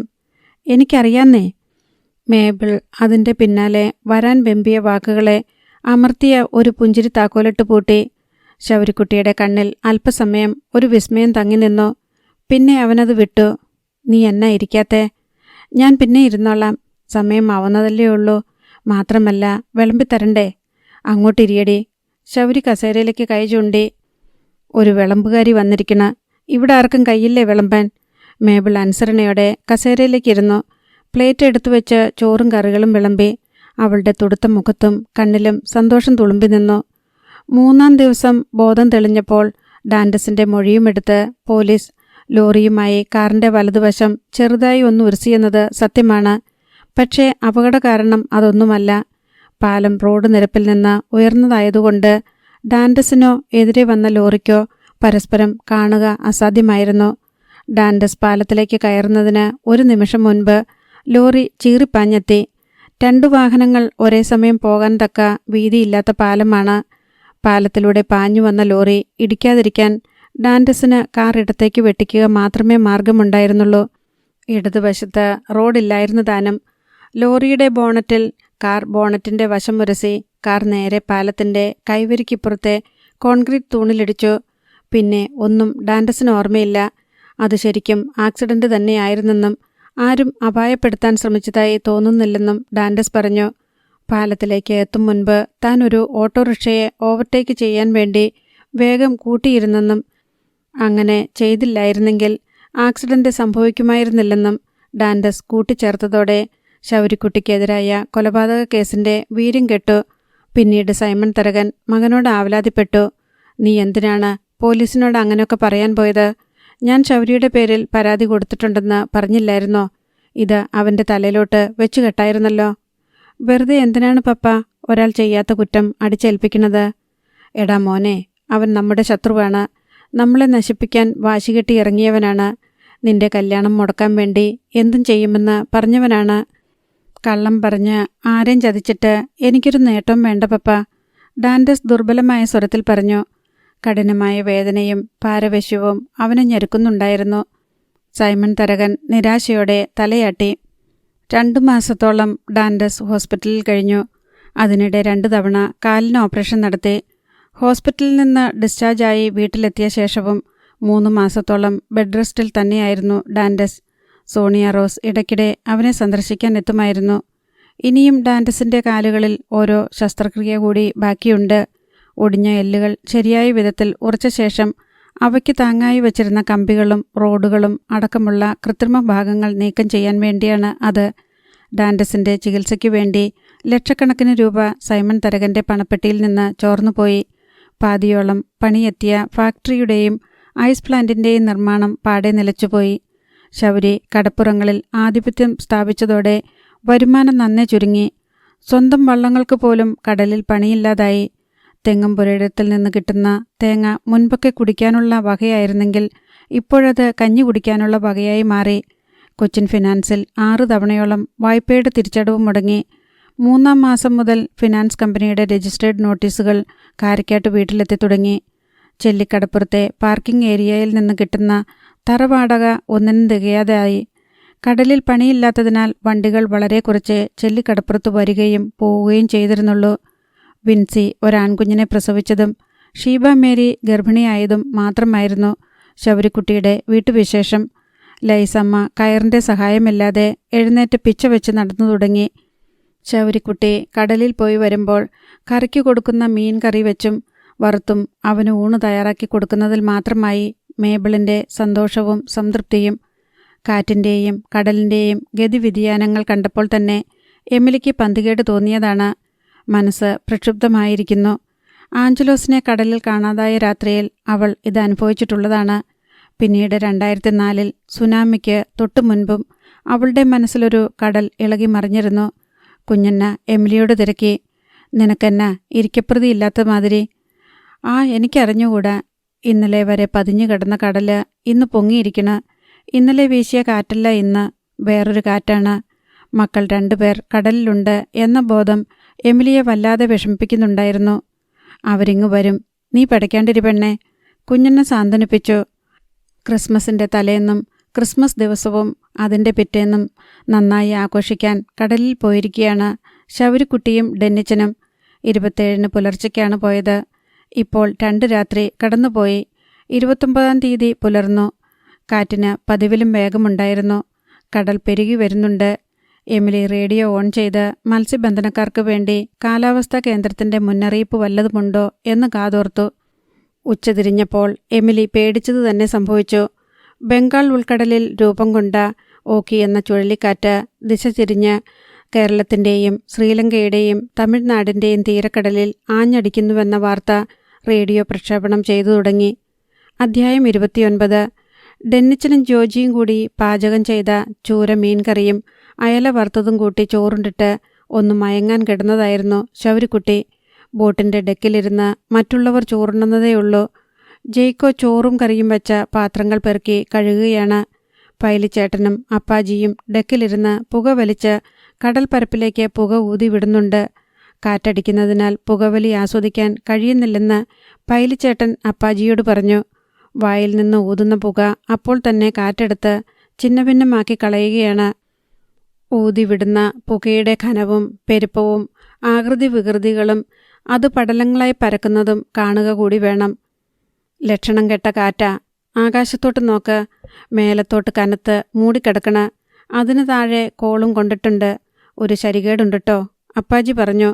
കണ്ണിൽ കാണാവുന്ന കടൽപ്പരപ്പിലോ വേറെ ബോട്ടൊന്നും കാണാനില്ല. വള്ളങ്ങൾക്ക് സഞ്ചരിക്കാവുന്ന ദൂരപരിധി എപ്പോഴേ പിന്നിട്ട് കഴിഞ്ഞു. സാമാന്യം വലിയ ഫിഷിംഗ് ബോട്ടായ ജാനറ്റ് പുറംകടലിൽ എത്തിയിട്ട് തന്നെ ദിവസം 2 ആകുന്നു. മഴ പെയ്യും ഉറപ്പാ. നല്ല കാറ്റുപിടുത്തമുണ്ട്, പൈലിച്ചേട്ടൻ അഭിപ്രായപ്പെട്ടു. ഡെന്നിച്ചനും ജോജിയും ഊണ് കഴിച്ച് പാത്രങ്ങൾ കഴുകി വെച്ച് കുടിവെള്ളം ശേഖരിച്ചു വച്ചിരിക്കുന്ന വലിയ ജാറിൽ നിന്ന് ചെറിയ ബക്കറ്റിലേക്ക് വെള്ളം പകർന്നു. ഗ്ലാസ് അതിലിട്ട് മുക്കിയെടുത്ത് വെള്ളം കുടിച്ചു. മഴയ്ക്ക് മുന്നേ വലയെടുക്കണതാണ് ബുദ്ധിയെന്ന് തോന്നണ, ഔസേപ്പച്ചൻ പറഞ്ഞു. ശൗരിക്കുട്ടി എണീക്കട്ടെ, ഡെന്നിച്ചൻ മറുപടി എന്നോണം പറഞ്ഞു. കാറ്റിന് ശക്തി കൂടിക്കൂടി വന്നു. ബോട്ട് ആകാശ ഊഞ്ഞാലിലെന്ന പോലെ ആടിക്കൊണ്ടിരിക്കെ ശൗരിക്കുട്ടി ഉണർന്നു. അവൻ കണ്ണു തിരുമ്മി ചുറ്റുപാട് നോക്കി. നേരം സന്ധ്യയാകാൻ പോകുന്ന പ്രതീതി. കടലിലിപ്പോൾ ചെറുതിരകളുടെ നിരകളല്ല, ചെറിയ തിരക്കുന്നുകളും തിരക്കുഴികളുമാണ്. അന്തരീക്ഷത്തിന് പതിവില്ലാത്ത തണുപ്പ്. തെക്ക് കിഴക്കേ ചക്രവാളത്തിന് കീഴെ കടൽ തിരിച്ചറിയാൻ കഴിയുന്നില്ല. അതിനപ്പുറം വൻപിച്ച അഗ്നിബാധയിൽ പുക കുമിഞ്ഞുകൂടിയ പോലെ തോന്നിച്ചു. അതങ്ങനെ ഒരർത്ഥവൃത്താകൃതിയിൽ തെക്ക് കിഴക്കേ ദിക്ക് മുഴുവൻ വിന്യസിക്കപ്പെട്ടിരിക്കുന്നു. പേമാരിയുടെയും കൊടുങ്കാറ്റിൻ്റെയും മഹാസൈന്യങ്ങൾ കരിമേഘങ്ങളുടെ അകമ്പടിയോടെ അതിവിസ്തൃതമായ കടൽപ്പരപ്പിനെ ആക്രമിച്ച് കീഴടക്കിക്കൊണ്ട് വരികയാണെന്ന് തോന്നിപ്പിക്കുന്ന ഒരു ദൃശ്യമായിരുന്നു അത്. വലയെടുത്തോളിൻ, ശൗരിക്കുട്ടി നിർദ്ദേശിച്ചു. വിഞ്ചിനെ ചുറ്റി വല വലിക്കുന്ന മോട്ടോർ പ്രവർത്തിച്ചു തുടങ്ങി. പൈലിച്ചേട്ടാ, കൊമ്പനാണല്ലോ വരണത്. ശൗരിക്കുട്ടി പ്രായം കൊണ്ടും പരിചയസമ്പന്നത കൊണ്ടും മറ്റാരേക്കാൾ കടലിനോട് അടുപ്പമുള്ള പൈലിച്ചേട്ടനെ തെല്ല ആശയോടെ നോക്കി. കോപിച്ചിട്ടാണ് വരവ്, നമ്മളെ എടുത്തെറിയാതിരുന്നാൽ മതി. ഡെന്നിച്ചേട്ടാ, റേഡിയോ വയ്ക്ക്. കടലിലോട്ട് പോരുമ്പം ഒരു കുഴപ്പവുമില്ലായിരുന്നല്ലോ. പോവണ്ടെന്ന മുന്നറിയിപ്പ് ആരെങ്കിലും കേട്ടതായി ഓർമ്മയുണ്ടോ? ഇല്ല, അങ്ങനൊന്നും ആരും പറഞ്ഞിട്ടില്ല, ഡെന്നിച്ചൻ പറഞ്ഞു. നങ്കൂരം ഇറക്കേണ്ടി വരുമോ? സേവിച്ചൻ ചോദിച്ചു. ആഴക്കടലിലോ? ഇവിടെ എവിടെ നങ്കൂരം ഇറക്കാനാണ്? 50 മീതെ വരും ആഴം, പൈലിച്ചേട്ടൻ പറഞ്ഞു. റേഡിയോയിൽ നിന്ന് പൊട്ടലും ചീറ്റലും അല്ലാതെ വേറൊന്നും കേൾക്കാനില്ല. ചില വിദേശ ചാനലുകളിലെ സംഗീതം കിട്ടുന്നുണ്ട്. കൃഷ്ണകാന്തിനെ വിളിക്കുക സേവിച്ച. അവരെവിടാണെന്ന് ചോദിക്ക്. സേവിച്ചൻ ഫോണെടുത്ത് കൃഷ്ണകാന്ത് എന്ന ഷിപ്പിംഗ് ബോട്ടുമായി ബന്ധപ്പെടാൻ ശ്രമിച്ചു. അതും ശൗരിക്കുട്ടിയുടെ ഉടമസ്ഥതയിലുള്ള ബോട്ടാണ്. ആന്ധ്രയിൽ തനിക്ക് അഭയവും ആതിഥ്യവും അന്തസ്സും അഭിമാനവും നൽകിയ തൻ്റെ മുതലാളിയായ കൃഷ്ണകാന്ത് റാവുവിൻ്റെ പേരാണ് ശൗരിക്കുട്ടി ബോട്ടിനിട്ടിരിക്കുന്നത്. അത് മുൻപത്ത് നിന്ന് 5 ദിവസം മുന്നേ കടലിൽ പോയ ബോട്ടാണ്. വിളിച്ചിട്ട് കിട്ടുന്നില്ല, റേഞ്ചില്ല, സേവിച്ചൻ പറഞ്ഞു. കാറ്റ് ചീറിയടിച്ചു തുടങ്ങി. ഒപ്പം കരിങ്കൽ ചീളുകൾ വാരിയെറിയുന്ന പോലെ മഴത്തുള്ളികളും ചീറിയെത്തി. മഴ താഴേക്കല്ല, കാറ്റടിക്കുന്ന പോലെ ചെരിഞ്ഞാണ് വീഴുന്നത്. ബോട്ടിലേക്ക് ആലിപ്പഴങ്ങളും വന്നു വീണു. ഡെക്കിനു മീതെ നിൽക്കാൻ വയ്യാത്ത നിലയായി. ആയിരക്കണക്കിന് പേർ നിറഞ്ഞു നിന്ന് കല്ലെറിയുന്ന പോലെ നെല്ലിക്ക വലിപ്പത്തിലുള്ള മഞ്ഞുകട്ടകൾ വന്നു പതിക്കുകയാണ്. ഒരു മഴനിര കടന്നുപോയി. ഇപ്പോൾ മഴയില്ല, ആലിപ്പഴങ്ങളുടെ കല്ലേറില്ല. ഒരു നിമിഷത്തേക്ക് കാറ്റുമില്ല. അടുത്ത നിമിഷം ശൗരിക്കുട്ടിയും കൂട്ടരും വ്യക്തമായി കണ്ടു. കടലിലെമ്പാടും കറുത്ത പൊടിപടലം ഇളകിയതുപോലെ ചുറ്റിത്തിരിഞ്ഞു വരുന്ന കൊടുംചുഴലി. ആകാശത്തു നിന്നും ഭീമാകാരമായ ഒരു മേഘത്തൂൺ കടലിലേക്ക് നീണ്ടു പരന്നിറങ്ങി. അതിനുള്ളിൽ മേഘങ്ങളും മഴത്തുള്ളികളും കുമിഞ്ഞുകൂടി. കടൽപ്പരപ്പിനെ അത് മുകളിലേക്ക് വലിച്ചു. ബോട്ട് കിടന്നയിടത്തെ ജലപ്പരപ്പ് താണു. പെട്ടെന്ന് തങ്ങൾ അഗാധമായ ഒരു കുഴിയിൽ അകപ്പെട്ടതായി ബോട്ടിലുള്ളവർക്ക് തോന്നി. മുന്നിൽ ഒരു ജലപർവ്വതം ഉയർന്നു വന്നു. അത് ബോട്ടിന് നേർക്ക് വന്നുകൊണ്ടിരുന്നു. അതിൻ്റെ വശം ബോട്ടിനെ ഉയർത്തി. ഒരു കുന്നിൻ ചെരുവിലെന്ന പോലെ ബോട്ട് ഒരു വശത്തേക്ക് ചെരിഞ്ഞു. ആ നിലയിൽ ജലപർവ്വതം ഒന്ന് കീഴ്മേൽ മറിഞ്ഞാൽ, ഒരടിയടിച്ചാൽ കച്ചിത്തുരുമ്പ് പോലെ ഞെരിഞ്ഞു താണു പോകാനുള്ളതേയുള്ളൂ തങ്ങളുടെ ബോട്ട് എന്ന പേടിയുടെ ആന്തലിൽ പിടികിട്ടിയിടത്തൊക്കെ അള്ളിപ്പിടിച്ച് അന്തം വിട്ട് നിൽക്കുകയായിരുന്നു ശൗരിക്കുട്ടിയടക്കം ബോട്ടിലുള്ളവർ. പെരുകി വന്ന കടൽ പർവ്വതം ആദ്യം ബോട്ടിനെ നെഞ്ചിലേറ്റി, പിന്നെ തോളിലും നെറുകയിലുമേറ്റി. അത് മറുവശത്തേക്ക് കടന്നു പോയപ്പോൾ ബോട്ട് ഇപ്പുറത്തെ ചെരുവിലേക്ക് വീണു. സ്രാങ്ക് ലോനപ്പൻ്റെ വിദഗ്ധമായ ഒരു തിരിക്കലിൽ ബോട്ട് തകിടം മറിയാതെ കുന്നിൻ ചെരുവിലൂടെ എന്നോണം ചരിഞ്ഞു നീങ്ങി. വല പൊട്ടി മീനടക്കം ബോട്ടിനെ വലിച്ചുകൊണ്ടുപോയി. കാറ്റിൻ്റെ വേഗം അമ്പരപ്പിക്കുന്നതായിരുന്നു. ഭീമാകാരനായ ഒരു തിമിംഗലം വലയിൽ കുടുങ്ങിയ ശേഷം സമുദ്രത്തിനടിയിലൂടെ വലയെയും അത് ബന്ധിച്ചിരിക്കുന്ന ബോട്ടിനെയും വലിച്ചുകൊണ്ടു പോവുകയാണെന്ന് ശൗരിക്കുട്ടിക്ക് തോന്നി. ജോജി, കത്തിയെവിടെ? ശൗരിക്കുട്ടി അലറി. കാറ്റിൻ്റെ ഇരമ്പത്തിൽ തൊട്ടടുത്ത് നിന്നവർക്ക് പോലും അത് കേൾക്കാനായില്ല. ബോട്ട് ഒരജ്ഞാത ഭീകരജീവിയുടെ പിടിയിൽപ്പെട്ടെന്ന പോലെ ചരിഞ്ഞ് പാഞ്ഞുകൊണ്ടിരുന്നു. ശൗരിക്കുട്ടി പിടിവിട്ട് വീണും പിരണ്ടെണീറ്റും ചീറിയടിക്കുന്ന മഴയത്ത് കണ്ണു തുറക്കാൻ പോലും കഴിയാതെ അന്ധനെപ്പോലെ അവിടെവിടെ പരതിയും ഡെക്കിലൂടെ ഇഴഞ്ഞും മീൻ വെട്ടുന്ന കത്തി പരതിപ്പിടിച്ചു. അതുമായി കാറ്റിനും മഴയ്ക്കുമൊപ്പം ഡെക്കിലൂടെ തെന്നിവന്ന് വിഞ്ചിൽ ചുറ്റിയ വലക്കയറിൽ വന്നു പിടിച്ചു. കത്തികൊണ്ട് വിഞ്ചിൽ നിന്നും വലക്കയർ അറുത്തുമാറ്റി. ബോട്ടിൻ്റെ വേഗം കുറഞ്ഞു. ബോട്ട് നിവർന്നു. അതിനുള്ളിൽ ചരിഞ്ഞുകിടന്ന ആളുകൾ നിവർന്നു. അപ്പോഴേക്കും അടുത്ത തിരക്കുന്നിൻ്റെ പള്ളയിൽ തട്ടി ബോട്ട് ചെരിഞ്ഞു. 2 നിമിഷത്തിനുള്ളിൽ ബോട്ട് അതിൻ്റെ ഉച്ചിയിലെത്തി. വീണ്ടും മറുവശത്തെ തീരക്കുഴിയിലേക്ക് എടുത്തെറിയപ്പെട്ടു. ബോട്ടിൻ്റെ എഞ്ചിൻ നിലച്ചു. ലോനപ്പൻ എത്ര ശ്രമിച്ചിട്ടും വീണ്ടും അത് സ്റ്റാർട്ടാക്കാൻ കഴിഞ്ഞില്ല. രാക്ഷസ തിരകൾ ബോട്ടിനെ എടുത്ത് പൊക്കി തിര കൈകളിലിട്ട് ഒരു കളിപ്പാട്ടം പോലെ അമ്മാനമാടി വലിച്ചെറിയുകയും പിടിച്ചെടുക്കുകയും ചെയ്തു. വട്ടം കറക്കുകയും ചുഴറ്റി വിടുകയും ചെയ്തു. ആർക്കും ഒന്നും ചെയ്യാനുണ്ടായിരുന്നില്ല. പിടികിട്ടിയിടത്തൊക്കെ അള്ളിപ്പിടിച്ചു കിടക്കുക. ഇടയ്ക്ക് ബോട്ടിൻ്റെ മീതെ കൂടി തിര ആഞ്ഞടിച്ചു. ഡെക്കിലുണ്ടായിരുന്ന എല്ലാ സാധനങ്ങളും ഒഴുകിപ്പോയി. എഞ്ചിൻ മുറിയിൽ അരയ്ക്കൊപ്പം വെള്ളമായി. ഒരു വേള ശക്തമായ ഒരു തിരയടിയിൽ അപ്പാജിയുടെ പിടുത്തം വിട്ട് ഡെക്കിൻ്റെ വക്കിലെ ഇരുമ്പ് തൂണുവരെ അയാളെ തിര കൊണ്ടുപോയി.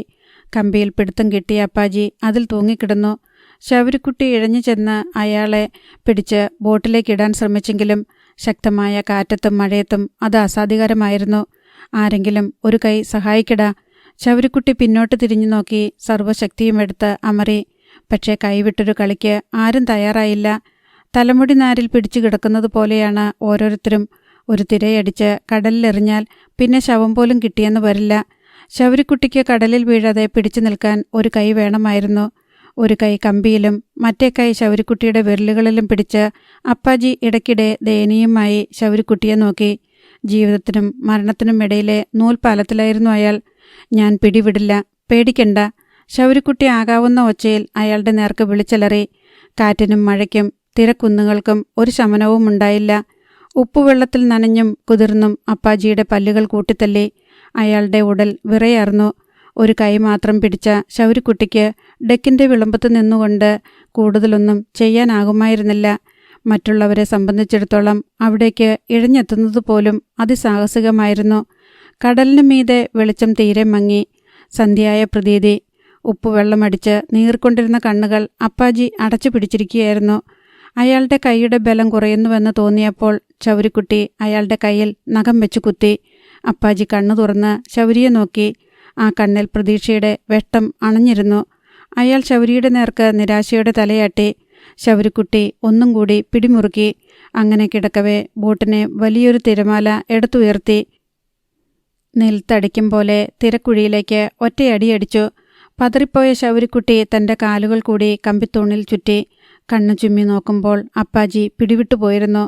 അയാളുടെ കൈ പിടിച്ചിരുന്ന വിരലുകൾ ശൂന്യമായിരുന്നു. ശൗരിക്കുട്ടി കടലിലേക്ക് നോക്കി. ഒന്നും കാണാനില്ല. നുരയും പതയും വീണ്ടും തിര പൊങ്ങി. ശൗരിക്കുട്ടി അവിടെ കമ്പിത്തൂണിൽ കൈയും കാലും ചുറ്റി നടുപൊടിഞ്ഞ പാമ്പിനെ പോലെ വളഞ്ഞു കിടന്നു. ഇനി ബോട്ട് മുങ്ങി എല്ലാവരും ചത്താലും അവന് സങ്കടമൊന്നുമില്ലായിരുന്നു. തിരക്കിട്ട് ഒഴിപ്പിക്കൽ നടത്തുകയാണ്. പോലീസും ഫയർഫോഴ്സും സന്നദ്ധ സംഘടനകളും രംഗത്തുണ്ട്. റിലീഫ് ക്യാമ്പുകൾ ആരംഭിച്ചു കഴിഞ്ഞു. കേരളത്തിൻ്റെ തെക്കൻ ജില്ലകളുടെ കടലോരങ്ങളിൽ അതിരൂക്ഷമായ കടലാക്രമണമാണ് നടക്കുന്നത്. ഓഖി ചുഴലിക്കാറ്റ് ദക്ഷിണേന്ത്യയിൽ സംഹാരതാണ്ഡവമാടുകയാണ്. ആന്ധ്ര മുതൽ ചെല്ലാനം വരെ അത് കൊടിയ ഭീകരത വിതച്ചുകൊണ്ട് പാഞ്ഞു നടന്നു. കേരളത്തിൽ ആലപ്പുഴയിലും തൃക്കുന്നപ്പുഴയിലും തിരുവനന്തപുരത്തുമെല്ലാം മത്സ്യത്തൊഴിലാളികളുടെ വീടുകൾ കടലെടുത്തു പോയി. പുരയിടങ്ങളെ കടൽ കവർന്നു സ്വന്തമാക്കി. വീട്ടുസാധനങ്ങൾ പോലും എടുക്കാൻ കഴിയാതെ കടലോരം നിവാസികൾ വീട് വിട്ട് പലായനം ചെയ്തു. ഓഖി ചുഴലിക്കാറ്റിനെപ്പറ്റി മുന്നറിയിപ്പുകളൊന്നുമില്ലാതിരുന്നതിനാൽ മത്സ്യത്തൊഴിലാളികൾ ഭൂരിപക്ഷവും കടലിലായിരുന്നു. നൂറുകണക്കിന് വള്ളങ്ങളും ആയിരക്കണക്കിന് മീൻപിടുത്തക്കാരും ഓഖി ചുഴലിക്കാറ്റിൽപ്പെട്ട് കടലിൽ കുടുങ്ങി. ചെല്ലിക്കടപ്പുറം കടൽ നക്കിത്തുടച്ചുകൊണ്ടുപോയി. വീട്ടുമുറ്റത്ത് വെള്ളം കയറുന്നതുവരെയും കുഞ്ഞന്നയും ഷീബയും ആഞ്ചലോസും അവിടെ തന്നെ നിലയുറപ്പിച്ചു. വീട്ടിലേക്കും കടലിടിച്ച് കയറിയതോടെ രക്ഷാപ്രവർത്തകരുടെ നിർബന്ധത്തിന് വഴങ്ങി കയ്യിൽ കിട്ടിയതൊക്കെ വാരിയെടുത്തുകൊണ്ട് അവർ വീട് വിട്ടിറങ്ങി. മൈക്കേൽ വന്ന് എമിലിയെയും കുഞ്ഞന്നയെയും ഷീബയെയും തൻ്റെ വീട്ടിലേക്ക് കൂട്ടിക്കൊണ്ടുപോയി. ആഞ്ചലോസ് രക്ഷാപ്രവർത്തകർക്കൊപ്പം കടപ്പുറത്ത് തന്നെ നിന്ന് അവരുടെ പ്രവർത്തനങ്ങളിൽ പങ്കുചേർന്നു. 31-ാം തീയതി രാത്രിയോടെ ആഞ്ചലോസ് പണിത വീട് പഴയ ഭാഗങ്ങൾ ഇടിഞ്ഞ് നിലംപൊത്തി. ശൗരിക്കുട്ടി കൂട്ടിച്ചേർത്ത് പണി കഴിപ്പിച്ച പുതിയ ഭാഗങ്ങൾ മാത്രം വീഴാതെ ശേഷിച്ചു. കരയിൽ കയറ്റി വച്ചിരുന്ന പൊന്തുകളും വള്ളങ്ങളും ഒഴുകിപ്പോയി. കാരക്കാട്ട് സൈമൺ തരകൻ്റെ തെങ്ങും പറമ്പ് 3/4 പങ്കും കടലെടുത്തു. 200 മീറ്ററോളം വീതിയിലും അതിൻ്റെ 2 ഇരട്ടി നീളത്തിലും കിടന്ന പുരയിടം കടലായി മാറി. തെങ്ങുകൾ കടപുഴകി വീണതുപോലും കടലെടുത്തുകൊണ്ടുപോയി. സൈമൺ തരകൻ പുതുതായി പണിതുയർത്തിക്കൊണ്ടിരുന്ന ഐസ് പ്ലാന്റിലും ഫാക്ടറിയിലും തിരമാലകൾ യഥേഷ്ടം കയറി ഇറങ്ങിപ്പോയിക്കൊണ്ടിരുന്നു. കാരക്കാട്ട് ബംഗ്ലാവിൻ്റെ പിന്നാമ്പുറത്തെ സ്വകാര്യ ബീച്ച് മുഴുവൻ കടലിൻ്റെ അധീനതയിലായി. ബംഗ്ലാവിൻ്റെ പിന്നാമ്പുറത്തെ മതിലിൽ വന്ന് സൈമൺ തരകനെ തിരമാലകൾ വെല്ലുവിളിച്ചുകൊണ്ടിരുന്നു. ആയിരക്കണക്കിന് മത്സ്യത്തൊഴിലാളി കുടുംബങ്ങൾ കണ്ണീരിലും ദുരിതത്തിലുമായി. കാണാതായ വള്ളങ്ങളുടെയും ബോട്ടുകളുടെയും മനുഷ്യരുടെയും കണക്കുകളെപ്പറ്റി ആർക്കും ഒരു തിട്ടവുമുണ്ടായിരുന്നില്ല. മോശം കാലാവസ്ഥ കാരണം കടലിലിറങ്ങിയുള്ള രക്ഷാപ്രവർത്തനവും മന്ദഗതിയിലായിരുന്നു. എല്ലാ നഷ്ടങ്ങളുടെയും മധ്യം നിന്ന് ഒരാൾ മാത്രം അല്പം സന്തോഷം മനസ്സിൽ കരുതി വെച്ചു. കാരക്കാട്ട് സൈമൺ തരകൻ. ശൗരിക്കുട്ടിയും ബോട്ടും കാണാതായ ലിസ്റ്റിലുണ്ടായിരുന്നു. അധ്യായം 30. ബോട്ട് ഒരു വശത്തേക്ക് അല്പം ചരിഞ്ഞു പോയതിനാൽ അതിൻ്റെ മറുവശത്ത് പിടിച്ചു നിന്ന് ബോട്ടിൻ്റെ ബാലൻസ് ക്രമീകരിക്കാൻ വിഫല ശ്രമം നടത്തുന്നുണ്ടായിരുന്നു ബോട്ടിലെ മത്സ്യത്തൊഴിലാളികൾ. ബോട്ടിനുള്ളിലുണ്ടായിരുന്ന കുടിവെള്ളം ഒഴികെ ഭാരമുള്ള മറ്റെല്ലാ വസ്തുക്കളും പെറുക്കി കടലിലെറിഞ്ഞു. ഫ്രീസറുകളിലുണ്ടായിരുന്ന ക്വിൻ്റൽ കണക്കിന് ഐസ് പൊടിച്ചതും പിടിച്ച മീനും എല്ലാം കോരി കടലിലെറിഞ്ഞ് ബോട്ടിൻ്റെ ഭാരം കുറയ്ക്കാൻ ശ്രമിച്ചു. ബോട്ടിനു മീതെ കൂടി അടിച്ചു കയറുന്ന തിരകൾ ബോട്ടിൽ നിക്ഷേപിക്കുന്ന വെള്ളം കോരിക്കളയുന്നത് തന്നെ ശ്രമകരവും സാഹസികവുമായ പ്രവൃത്തിയായിരുന്നു. മരണഭീതിയിലും തണുപ്പിലും വിശ്രമമില്ലാതെയുള്ള അധ്വാനത്തിലും എല്ലാവരും നന്നെ തളർന്നു കഴിഞ്ഞു. കരയിൽ നിന്ന് 100 കണക്കിന് മൈൽ അകലെയാണെന്ന തോന്നൽ അവരെ ദുർബലരാക്കി. ബോട്ട് മുങ്ങിപ്പോയിട്ട് നമ്മളെല്ലാം ചത്തുപോകുമെന്ന് നിങ്ങളാരും പേടിക്കണ്ട. നമ്മൾ ഏതെങ്കിലും കരയ്ക്കടുക്കും. ശൗരിക്കുട്ടി സഹപ്രവർത്തകരിലേക്ക് മനക്കരുത്ത് പകരാൻ ശ്രമിക്കുന്നുണ്ടായിരുന്നു. ഏത് കരയ്ക്കും ഒരു ലൈറ്റ് ഹൗസ് കാണണമല്ലോ. എവിടെ? അംബ്രോസ് ശൗരിക്കുട്ടിയോട് ചോദിച്ചു. അംബ്രോസിൻ്റെ സംശയം ന്യായമാണ്. കടലിൽ പോകുന്നവരുടെ അടയാള വിളക്കാണ് ലൈറ്റ് ഹൗസ്. പ്രതീക്ഷയുടെ വെളിച്ചമാണത്. ഇവിടെ ലൈറ്റ് ഹൗസിലെ വെളിച്ചമെന്നല്ല, കടലിലോ ആകാശത്തിലോ ഒരു പ്രകാശരശ്മി പോലും കാണാനില്ല. ഈ കാറ്റിനൊരു അറുതിയില്ല. ഇതെവിടുന്ന് വരുന്നു? സഹികെട്ട് തങ്കരാജ് ആകാശത്തെ മഴയോടും കാറ്റിനോടും അലറി ചോദിച്ചു. ബോട്ട് നിയന്ത്രണം മറ്റ് എവിടേക്കോ ഒഴുകിപ്പോയിക്കൊണ്ടിരിക്കുകയാണെന്ന് ശൗരിക്കുട്ടിക്കും അറിയാം. രാത്രിയിൽ എവിടെ നിന്നും ഒരു സഹായവും കിട്ടാൻ സാധ്യതയില്ലെന്നും ബോധ്യമുണ്ട്. നേരം പുലരാതെ രക്ഷാപ്രവർത്തനങ്ങൾ പോലും ഉണ്ടാകില്ല. പക്ഷേ രാത്രി അവസാനിക്കുന്നില്ല. ഇതുപോലൊരു നീണ്ട രാത്രി തൻ്റെ ജീവിതത്തിൽ ഒരിക്കലും ഉണ്ടായിട്ടില്ലെന്ന് ശൗരിക്കുട്ടിക്ക് പോലും തോന്നിപ്പോയി. ഓരോ മിനിറ്റിലും മരണം തങ്ങളെ അതിൻ്റെ മുഷ്ടിക്കുള്ളിൽ വെച്ച് ഞെരിക്കുന്നു. അടുത്ത നിമിഷം ജീവിതത്തിലേക്ക് തുറന്നുവിടുന്നു. വീണ്ടും മുഷ്ടിക്കുള്ളിൽ ഒതുക്കുന്നു. വീണ്ടും തുറന്നുവിടുന്നു. അന്തമില്ലാത്ത ഈ പ്രക്രിയ തുടരുകയാണ്. ഓരോ തിരയും കടൽ രാക്ഷസൻ്റെ ഭീമാകാരമായ മുഷ്ടിയാണ്. അതിൽ നിന്ന് കുതിറി രക്ഷപ്പെടുകയല്ല. അത് കൈപ്പിടിയിൽ ഒതുക്കിയിട്ട് എറിഞ്ഞും വട്ടം ചുഴറ്റിയും തള്ളിയകറ്റിയും വലിച്ചടിപ്പിച്ചും കളിക്കുകയാണ്. ശൗരിക്കുട്ടിയെ, ഇത് ലോകാവസാനമാ. അല്ലെങ്കിൽ ഇങ്ങനെ നേരം വെളുക്കാണ്ടിരിക്കുമോ? ഇങ്ങനെ എന്നെങ്കിലും കണ്ടിട്ടുണ്ടോ? അംബ്രോസ് അങ്ങനെ തന്നെയാണ് കരുതിയത്. ലോകം മുഴുവൻ ഇരുട്ടായിരിക്കുന്നു. ഇനിമേൽ സൂര്യൻ ഉദിക്കില്ല. ഉദിക്കുമായിരുന്നെങ്കിൽ എപ്പോഴേ അതിൻ്റെ സമയം കഴിഞ്ഞുപോയി. മഹാപ്രളയമാണ്. നോഹയുടെ കാലത്തെ പോലെ. ആകാശപേമാരിയും ചുഴലിക്കാറ്റും രാക്ഷസ തിരകളും മാത്രമേ ഇനിയുള്ളൂ. അംബ്രോസ് അവസാന കാലത്തെ പ്രാർത്ഥനകൾ മനസ്സിൽ ഉരുവിട്ടുകൊണ്ടിരുന്നു. ശൗരിക്കുട്ടിയടക്കം 3 പേർ ബോട്ടിൽ വന്നടിയുന്ന കടൽവെള്ളം കോരിക്കളയുന്ന ജോലി അവിരാമം തുടർന്നുകൊണ്ടിരുന്നു. കരാള രാത്രിയുടെ അന്ത്യം സൂചിപ്പിച്ചുകൊണ്ട് എപ്പോഴോ കിഴക്കേ ചക്രവാളത്തിൽ വിളറിയ വെളിച്ചം കാണായി. നേരം വെളുക്കാൻ പോവുകയാണോ? ജോജി കിഴക്കോട്ട് നോക്കിക്കൊണ്ട് ആരോടെന്നില്ലാതെ ചോദിച്ചു. അതല്ലെങ്കിൽ ഏതെങ്കിലും വിദൂര നഗരത്തിലെ രാത്രി വെളിച്ചത്തിൻ്റെ പ്രതിഫലനമാണോ? ഇരുട്ടിൻ്റെ കനം കുറഞ്ഞു തുടങ്ങി. കാറ്റിൻ്റെ വേഗത്തിലും വ്യതിയാനമുണ്ടായി. മഴ പെയ്തുകൊണ്ടേയിരുന്നു. ആദ്യം ആകാശം മുഴുവൻ മങ്ങിക്കാണാമെന്നായി. പിന്നെ കടലിൻ്റെ അപാരതയും മെല്ലെ തെളിഞ്ഞു. കര എങ്ങും കാണാനില്ല. ആകാശവൃത്തം 8 ദിക്കിലും കടലിൻ്റെ വക്കിൽ ചെന്ന് മുട്ടിക്കിടന്നു. സ്രാങ്കും ചൗരിക്കുട്ടിയും മറ്റു 2 പേരും ചേർന്ന് ബോട്ടിൻ്റെ എഞ്ചിൻ എങ്ങനെയെങ്കിലും പ്രവർത്തിപ്പിക്കാൻ കിണഞ്ഞു ശ്രമിക്കുന്നുണ്ടായിരുന്നു. കടൽ അപ്പോഴും പ്രക്ഷുബ്ധമായിരുന്നു. കാറ്റിനും മഴയ്ക്കും ശമനമില്ല. ബോട്ടിലെ യന്ത്ര സംവിധാനങ്ങളെല്ലാം തകരാറിലാണ്. തങ്ങൾ ഏത് നടുക്കടലിലാണെന്ന് ഒരു തിട്ടവുമില്ല. ബോട്ടിൽ കുടിവെള്ളം മാത്രമേ ശേഷിച്ചിരുന്നുള്ളൂ. ഭക്ഷണ സാധനങ്ങളെല്ലാം ഒഴുകിപ്പോയി. കുടിവെള്ളം സൂക്ഷിച്ചിരുന്ന ഭൂരിപക്ഷം കന്നാസുകളിലെയും വെള്ളം മറിച്ചു കളഞ്ഞ് കയറിട്ട് തമ്മിൽ കൂട്ടിക്കെട്ടി വച്ചിരിക്കുകയാണ്. ബോട്ട് മുങ്ങുകയാണെങ്കിൽ ആ കന്നാസ് കെട്ടുകളിൽ ഒരു കൈ പിടിച്ച് കുറേ മണിക്കൂറുകൾ തുഴഞ്ഞു നിൽക്കാം. അതിനകം രക്ഷാപ്രവർത്തകരുടെ കണ്ണിൽപ്പെട്ടാൽ ജീവൻ രക്ഷിക്കാം. ശൗരിക്കുട്ടി ഇടയ്ക്കിടെ ആകാശത്തേക്ക് നോക്കി. നേവിയുടെ തെരച്ചിൽ വിമാനങ്ങളുണ്ടോ? ആകാശം കാർമേഘാവൃതമാകയാൽ വിമാനങ്ങൾക്ക് തങ്ങളെയോ തങ്ങൾക്ക് വിമാനങ്ങളെയോ കാണാൻ സാധ്യമല്ലെന്ന് അവന് ബോധ്യമായി. ഇനി രക്ഷാദൗത്യവുമായി ഏതെങ്കിലും കപ്പലുകളോ ബോട്ടുകളോ വന്നെങ്കിലായി. മൊബൈൽ ഫോണുകളെല്ലാം വെള്ളം കയറി നാശമായിപ്പോയി. പ്ലാസ്റ്റിക്കിൽ പൊതിഞ്ഞു സൂക്ഷിച്ച ജോജിയുടെ ഫോൺ എടുത്തു വെച്ച് നോക്കി. റേഞ്ചിൻ്റെ ലക്ഷണം പോലും കാണിക്കുന്നില്ല. നേരം ഉച്ചയോടടുത്തു. എല്ലാവരുടെയും ഉള്ളിൽ വിശപ്പ് കത്തിക്കാളുന്നുണ്ട്. വെള്ളം കുടിച്ച് വിശപ്പടക്കുകയാണ്. വെള്ളത്തിൻ്റെ ശേഖരവും ഇനി അധികമില്ല. ദേ ഒരു കപ്പൽ. അംബ്രോസ് പടിഞ്ഞാറ് കടലിലേക്ക് നോക്കി വിളിച്ചുകൂവി. ജീവൻ തിരിച്ചു കിട്ടിയ പോലൊരു ആശ്വാസം എല്ലാവരിലുമുണ്ടായി. എല്ലാ കണ്ണുകളിലും പ്രതീക്ഷ വിടർന്നു. പടിഞ്ഞാറൻ ചക്രവാളത്തിന് തൊട്ടപ്പുറത്തുകൂടി ഒരു കപ്പൽ കടന്നു പോകുന്നുണ്ട്. അതിങ്ങോട്ടാ, ഇങ്ങോട്ട് തന്നെയാ. തെളിഞ്ഞു വരണുണ്ട്. പൈലിച്ചേട്ടന് ആഹ്ലാദം അടക്കാൻ കഴിയുന്നില്ല. ശൗരിക്കുട്ടി കപ്പലിനെ തന്നെ നോക്കിക്കൊണ്ടു നിന്നു. എഞ്ചിൻ സ്റ്റാർട്ടാക്കാൻ പറ്റിയെങ്കിൽ നമുക്ക് ബോട്ടോടിച്ച് കപ്പലിൻ്റെ അടുത്തോട്ട് ചെല്ലായിരുന്നു. അംബ്രോസ് ആവേശത്തോടെ പറഞ്ഞു. ഒരു കാര്യം ഉറപ്പായി, ആഴക്കടലില്ല നമ്മൾ, കപ്പൽ ചാലുള്ള കടലിൽ. അതിനർത്ഥം? ബാക്കി ശൗരിക്കുട്ടി പറഞ്ഞില്ല. അതിൻ്റെ അർത്ഥം? ജോജി നെറ്റിച്ചുളിച്ച് ശൗരിക്കുട്ടിയെ നോക്കി. ഒന്നുമില്ലടാ. ശൗരിക്കുട്ടി ഒഴിഞ്ഞു മാറി. അതിൻ്റെ അർത്ഥം കര അടുത്തെങ്ങുമില്ലെന്ന് പൈലിച്ചേട്ടൻ പൂരിപ്പിച്ചു. കപ്പലിൻ്റെ രൂപം കാണെ വലുതായിക്കൊണ്ടിരുന്നു. ചരക്ക് കപ്പല, ശൗരിക്കുട്ടി പറഞ്ഞു. കപ്പലിൻ്റെ ഡെക്കിൽ ആളുകൾ നിൽക്കുന്നത് കഷ്ടിച്ച് കാണാമെന്നായപ്പോൾ ബോട്ടിലുള്ളവർ ബഹളം വയ്ക്കാനും കൂക്കി വിളിക്കാനും തുടങ്ങി.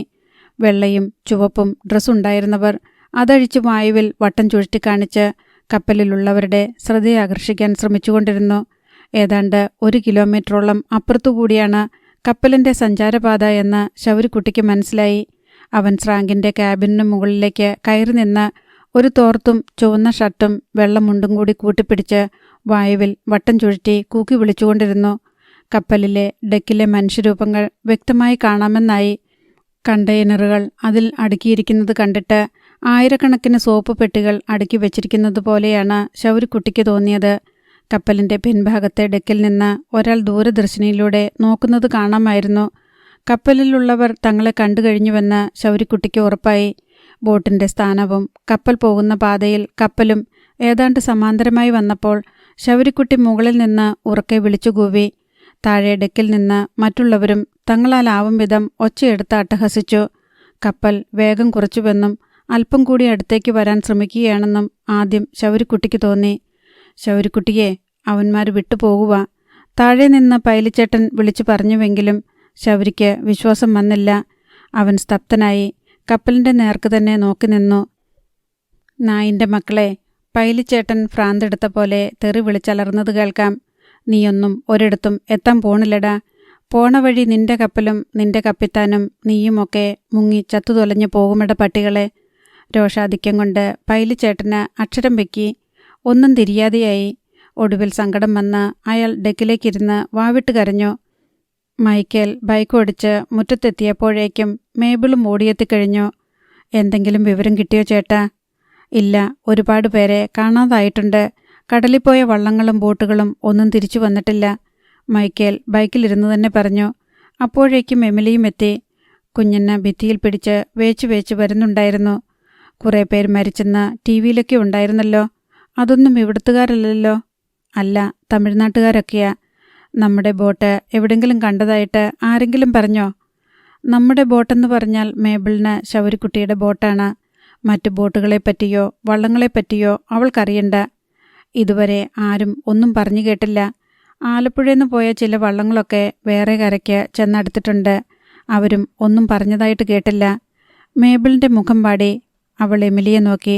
എമിലിയുടെ കണ്ണും ചിന്തയും ഇവിടെങ്ങുമല്ല. അവൾ കൺമുന്നിലെ ആളുകളെ കാണുന്നില്ല. കൺമുന്നിലെ വീടോ ഭിത്തിയോ മരങ്ങളോ ഭൂമിയോ കാണുന്നില്ല. എമിലിയുടെ കണ്ണിൽ ശോഭിച്ചലർന്ന കടലും അതിനു മീതെ ആടിയുലയുന്ന ബോട്ടും അതിൻ്റെ മീതെ ശൗരിക്കുട്ടിയും മാത്രമേയുള്ളൂ. ബോട്ട് മെയ്വഴക്കം തികഞ്ഞ അഭ്യാസിയെപ്പോലെ കടലിനോട് ഗുസ്തി പിടിച്ചു നിന്നു. തിരകൾ അതിനെ മറിച്ചിടാൻ ശ്രമിക്കുമ്പോൾ ഒഴിയുന്നു, വട്ടം തിരിയുന്നു, തെന്നിമാറുന്നു, ഉയർന്നു ചാടുന്നു. അങ്ങനെ കടലിനോട് പൊരുതി നിൽക്കുന്നു. ശൗരിക്കുട്ടി കടലിൻ്റെ എല്ലാ പരിശ്രമങ്ങളെയും ചെറുത്തുകൊണ്ട് ബോട്ടിനെ നയിക്കുന്നു. ഇതുവരെ കുഴപ്പമൊന്നുമില്ലെന്ന് എമിലി തൻ്റെ മനക്കണ്ണിൽ ഗണിച്ചു. പേടിക്കണ്ട, എമിലിയെ മേബിൾ സാന്ത്വനിപ്പിച്ചു. ചേട്ടായിക്ക് അറിയാലോ, കടലെത്ര ഇളകി മറിഞ്ഞാലും ബോട്ട് എങ്ങനെ ഓടിക്കണമെന്ന്. ഇന്നോ നാളെയോ ഇങ്ങോട്ട് തിരിച്ചു വരും. എമിലി അത് കേട്ടുവെന്ന് പോലും തോന്നിയില്ല. ചേട്ടായി, ഒന്നുകൂടെ പോയി അന്വേഷിച്ചിട്ട് വാ, മേബിൾ മൈക്കേലിനോട് നിർദ്ദേശിച്ചു. എടി, വല്ലതും കഴിക്കണ്ടേ? രാവിലെ മുതൽ പച്ചവെള്ളം ഇറക്കിയിട്ടില്ല. അപ്പോഴാണ് മേബിളും അക്കാര്യം ഓർത്തത്. എന്നാൽ വാ, ചോറുണ്ടിട്ട് പോയിക്കോ. മൈക്കേൽ ബൈക്കിൽ നിന്ന് ഇറങ്ങി വീട്ടിനുള്ളിലേക്ക് കയറിപ്പോയി. ലൈസാമ്മ TV-ക്ക് മുന്നിൽ ഇരിപ്പുണ്ടായിരുന്നു. കുഞ്ഞെന്നെയും അക്കൂടെ ചെന്നിരുന്നു. വാർത്തയിലുടനീളം ഓക്കിയെപ്പറ്റിയുള്ള വിവരണങ്ങളാണ്. കൊല്ലത്തുനിന്ന് കടലിൽ പോയ 6 ബോട്ടുകളിൽ ഒന്നുപോലും തിരിച്ചെത്തിയില്ല. തിരുവനന്തപുരത്തു നിന്ന് പോയ 62 വള്ളങ്ങൾ തിരിച്ചു വന്നില്ല. 270 മത്സ്യത്തൊഴിലാളികളെ കാണാതായിട്ടുണ്ട്. കേരളത്തിൻ്റെ തെക്കൻ തീരത്തും തമിഴ്നാട്ടിലും നാശം വിതച്ച ഓക്കി ചുഴലിക്കാറ്റ് ഇപ്പോൾ ലക്ഷദ്വീപ് സമൂഹങ്ങളിൽ ആഞ്ഞടിക്കുകയാണ്. മീൻപിടുത്ത വള്ളങ്ങളെയും ബോട്ടുകളെയും തെരഞ്ഞു പിടിക്കാൻ നാവികസേനയുടെ 4 കപ്പലുകളും 2 വിമാനങ്ങളും പുറപ്പെട്ടിട്ടുണ്ട്. തൃക്കുന്നപ്പുഴയിലും ആലപ്പുഴയിലും തിരുവനന്തപുരത്തുമെല്ലാം കൂടുതൽ ദുരിതാശ്വാസ ക്യാമ്പുകൾ തുറന്നു. ഇങ്ങനെയെല്ലാം TV-യിൽ വാർത്തകൾ വന്നുകൊണ്ടേയിരുന്നു. വൈകുന്നേരം എമിലി ചെല്ലിക്കടപ്പുറത്തേക്ക് പോകാൻ വേണ്ടി ഇറങ്ങി. ഷീബ വിലക്കിയെങ്കിലും എമിലി വഴങ്ങിയില്ല. ഒടുവിൽ മേബിൾ കൂടെ ചെല്ലാമെന്ന് നിർബന്ധിച്ചു. ചെല്ലിക്കടപ്പുറം വരെ 2-2.5 കിലോമീറ്റർ ദൂരമുണ്ടായിരുന്നു. നടന്നാണ് പോയത്. എമിലി വീട് വിട്ടുപോകുന്ന അവസ്ഥയിൽ നിന്നും കാര്യമായ മാറ്റമൊന്നും ഉണ്ടായിരുന്നില്ല. ചെല്ലിക്കടപ്പുറം ഇല്ല. ഇതിപ്പോൾ തീരക്കടലാണ്. കടൽ ഇടിച്ചു വീഴ്ത്തിയ തങ്ങളുടെ വീടിൻ്റെ പിന്നാമ്പുറം വരെ ഇപ്പോഴും കടൽ കയ്യേറിയ നിലയിൽ തന്നെ. അലറുന്ന കടലിലേക്ക് നോക്കി എമിലി അവിടെ ദീർഘനേരം നിന്നു. എമിലിയുടെ കണ്ണുകൾ മകനെ തിരയുകയാണെന്ന് മേബിളിനറിയാം. എല്ലായ്പ്പോഴും എന്ന പോലെ അവൾ പറഞ്ഞു, ഇന്നോ നാളെയോ തിരിച്ചു വരുന്നേ, പേടിക്കണ്ട, ചേട്ടായി വരും. ഇരുട്ടുന്നതിന് മുൻപ് രണ്ടുപേരും മടങ്ങി. രാത്രി വീട്ടിലെത്തിയ മൈക്കേലിൻ്റെ പക്കൽ ആശാവഹമായ ഒരു വിവരവും ഉണ്ടായിരുന്നില്ല. ആഞ്ചലോസ് സന്നദ്ധ സംഘത്തിനൊപ്പം ദുരിതാശ്വാസ ക്യാമ്പിൽ സജീവമായി പ്രവർത്തിക്കുന്നുണ്ടെന്ന് മാത്രം പറഞ്ഞു. കാണാതായ ബോട്ടുകളെയും വള്ളങ്ങളെയും തിരഞ്ഞുപോയ കപ്പലുകളും ബോട്ടുകളും മോശമായ കാലാവസ്ഥ കാരണം തിരച്ചിൽ അവസാനിപ്പിച്ച് മടങ്ങിയതായി രാത്രി വാർത്തയിലുണ്ടായിരുന്നു. ഒരു രാത്രി കൂടി കടന്നുപോയി. അടുത്ത ദിവസം രാവിലെ മുതൽ നാവികസേനയും കടലിൽ തിരച്ചിൽ ആരംഭിച്ചു. ഷാർദുൽ, നിരീക്ഷക്, കാബൽഫേനി എന്നീ കപ്പലുകൾ തെക്ക് പടിഞ്ഞാറൻ കടലിലേക്ക് നീങ്ങി. അതുകൂടാതെ തീരസേനയുടെ 2 കപ്പലുകളും തിരച്ചിലിനിറങ്ങി. വായുസേനയുടെ 2 വിമാനങ്ങൾ, 2 ഹെലികോപ്റ്ററുകൾ, നേവിയുടെ 2 കിങ് ഹെലികോപ്റ്ററുകൾ, തീരസേനയുടെ ഡോണിയർ വിമാനങ്ങൾ എന്നിവയും തിരച്ചിലിലേർപ്പെട്ടു. മരിച്ചവരുടെ ജഡങ്ങൾ പലതും കരയ്ക്കടിയുന്നതായി വാർത്തകൾ വന്നുകൊണ്ടിരുന്നു. അടുത്ത ഭാഗം നാളെ.